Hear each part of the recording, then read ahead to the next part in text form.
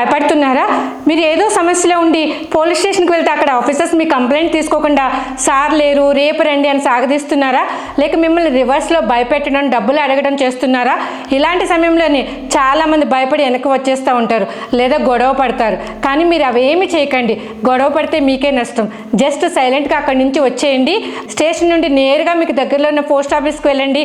ఒక white paper మీద మీ complaint స్పష్టంగా రాయండి.